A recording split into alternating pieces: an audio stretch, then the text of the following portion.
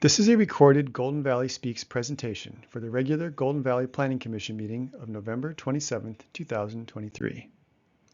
Agenda item number 4 is consideration of two actions related to 604 Lilac Drive North. The requests are for amendments to the future land use map and zoning map in order to allow the property to be used for commercial activities. Staff will make one presentation and hold one public hearing, but the Planning Commission will need to take two separate votes. The property is located in the east central portion of the city, in the northeast quadrant of Highway 100 and Olson Memorial Highway. 604 Lilac Drive North is currently guided for office use and is zoned office.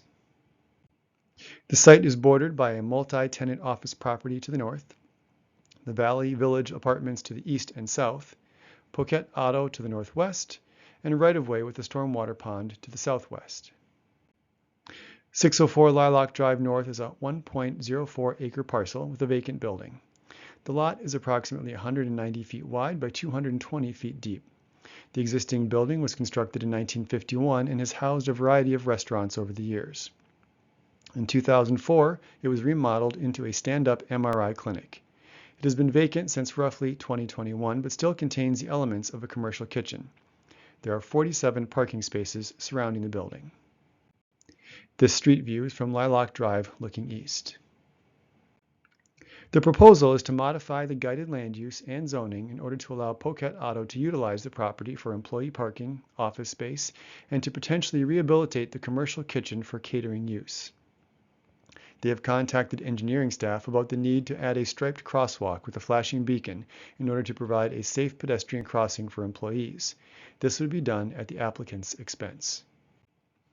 The first requested planning action is a change in the designation of 604 Lilac on the future land use map from office to retail service.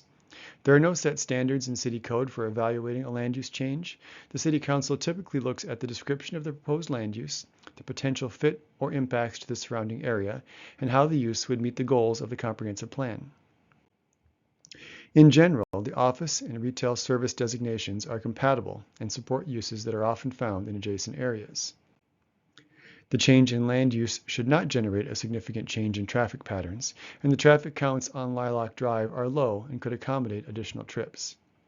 It should be noted that prior to the adoption of the 2040 Comprehensive Plan, the property had been guided for retail service use for many years.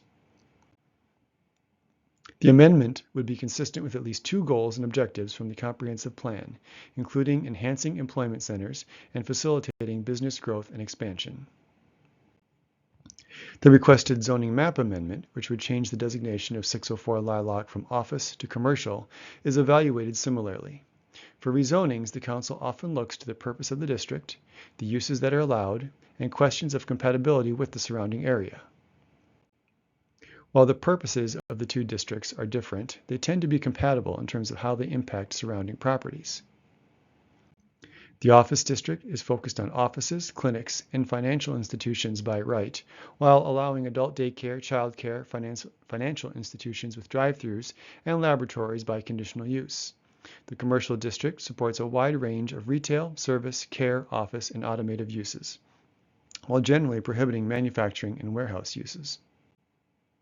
As discussed in the land use section, associated traffic is not likely to change, and the site has sufficient parking to support a variety of businesses.